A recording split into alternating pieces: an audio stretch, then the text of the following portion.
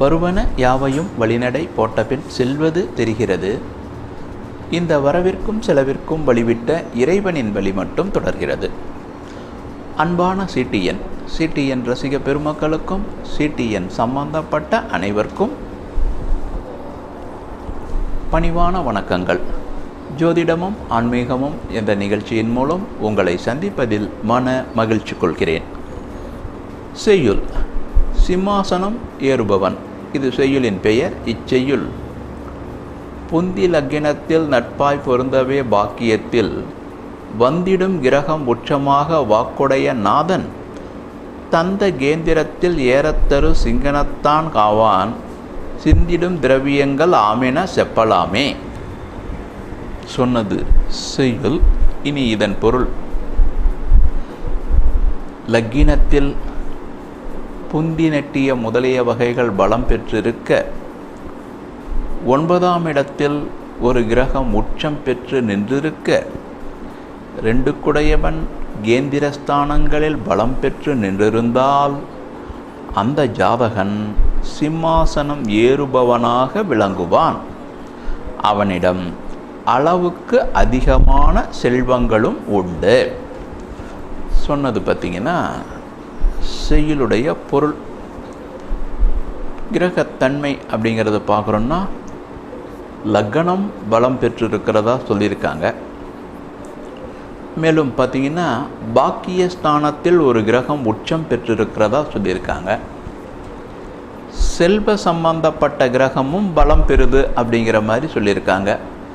செல்வ சம்பந்தப்பட்ட கிரகம் பலம் பெற்றிருந்தாவே சிம்மாசனம் ஏறிடுறதுக்கு வாய்ப்பை கொடுத்துருது இல்லையா? அப்போ என்னென்னா பாருங்கள், கடைசியில் முடிக்கும்போது அளவுக்கு அதிகமான செல்வங்களும் உண்டு அப்படின்றாங்க. ஆக ஒரு சிறப்பு தான். இது எப்படி இருக்கலாம் அப்படின்னா, முன் ஜென்மத்தில் இவன் பார்த்திங்கன்னா பெரிய கொடை வள்ளல், ஆனால் இவன் தான் கொடை செய்கிறான் அப்படிங்கிற அளவுக்கு தெரியாத அளவுக்கு செஞ்சுருக்கான். ஒரு நம்பிக்கையான ஆளுங்களை வச்சுக்கிட்டு ஒரு சிறப்புகள், அதாவது வறுமைக்கு கீழே இருக்கிறவங்க அல்லது ஒரு சில ஏதோ ஒரு பிரச்சனையில் இருக்கிறவங்க, இவங்களுக்கெல்லாம் அவங்க பிரச்சனைகளை தீர்த்து கொடுத்தல், இப்படியெல்லாம் இவன் செஞ்சுருக்கிறான். இதெல்லாம் இவனுக்கு பலமாக மாறிடுது. அந்த பலமாக மாறி இந்த சமயத்தில் இது ஒரு சிறப்பாக மாறி நிற்குது. இப்படியும் இன்றைக்கும் ஒரு சிலர் இருக்காங்க, இல்லைன்னுலாம் சொல்லிட முடியாது.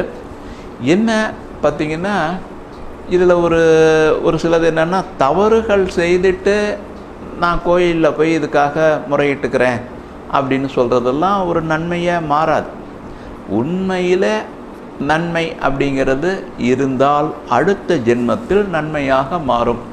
கோயிலுக்குள்ள நாம் பெரிய பெரிய தப்பெல்லாம் செஞ்சுட்டு கோயிலில் போய் நான் என்னை மன்னிச்சிடு அப்படின்னு கேட்குறதுனால பிரச்சனை மாறுமா என்ன? வாய்ப்பே கிடையாது. ஆக உண்மையில் தவறு செய்யாதவனுக்கு நன்மை உண்டு. உண்மையில் பலருடைய நன்மைக்கு பங்கு எடுத்துக்கிறவங்களுக்கு நன்மை உண்டு. இவன் உண்மையில் பலருடைய நன்மைக்கு பங்கு எடுத்துக்கிட்டவன், இவன் தான் செஞ்சான்னு வெளியே தெரியாத அளவுக்கு செய்கிறான். இது ஒரு பெரிய விஷயம். பார்த்தீங்கன்னா நம்மளுடைய சாஸ்திரம், சம்பிரதாயம், இதிகாசங்கள்லாம் சொல்கிறது என்னென்னா, நாம் செய்கிறத நல்லது செய்யணும்னு சொல்லியிருக்காங்க. நாம் நல்லது செஞ்சோம் அப்படின்னு நாம் நினச்சா கூட செஞ்சதுடைய பலன் போயிடுமா அப்படிலாம் சொல்லியிருக்காங்க. இவன் அப்படிலாம் வேறவங்களுக்கே தான் தெரியவே கூடாது அப்படின்னு நினைக்கும் போது அதுவே ஒரு பெரிய விஷயம். இவனும் அந்த மாதிரி நினச்சிருக்க மாட்டான். அப்போ இந்த ஜென்மத்தில் இவனுக்கு இப்படி ஒரு நல்லது கிடைக்க வாய்ப்பு கிடைச்சிருக்கு. சரி, இது தானாகவே நடக்கும். மேலும் மேலும் அதிகரிக்கணும் அப்படின்னா 9இல் எந்த கிரகம் உச்சம் பெற்று நின்றிருக்கோ அந்த கிரகத்துடைய பிரஸ்தேக ஸ்தலங்கள் செல்ல செல்ல இவனுக்கு இந்த சிம்மாசனம் ஏறும் வாய்ப்பு கிடைக்கும். மேலும் அளவுக்கு அதிகமான செல்வங்களும் கிடைக்கும் வாய்ப்பு உண்டு. மேலும் இதோடு சேர்த்து குலதெய்வத்தையும் கும்பிடணும். குலதெய்வத்தை எதுக்குன்னாலும் குலதெய்வத்தை பங்களிப்பில் வச்சுக்கணும். குலதெய்வ அருள் இருந்தால் தான் நாம் மற்ற தெய்வங்களை போய் கும்பிடும்போது அதனுடைய அருளையும் பெறுவதற்கு வாய்ப்புகள் கிடைக்கும். ஆக குலதெய்வத்தின் அருள் வேணும். அப்போ குலதெய்வத்தையும் நல்லா கும்பிடும்போது அது கிடைக்கும். அடுத்து அடியனிடம் ஜோதிடம் பார்க்கணும், பொருத்தம் பார்க்கணுன்னா வாட்ஸ்அப்பில் அனுப்பி வச்சே பார்க்கலாம். நேரில் வந்தால் எந்த அளவில் திருப்தி இருக்குமோ அதே அளவில் இருக்கும். நேரமும் மிச்சம், பாதுகாப்பாகவும் இருந்துக்கலாம். பார்ப்பதற்கு ஃபோன்பே ஜிபே செய்தால் போதுமானது. நேரில் தான் வரணுன்னா ஃபோன் பண்ணிவிட்டு வந்துடுங்க. நமது இடம் சேலம் அம்மாப்பேட்டை காவல் நிலைய பின்புறம் திரௌபதி அம்மன் கோவிலுக்கு நேரெதிர் மாடிமேல் ஞாயிறும் செயல்படும்.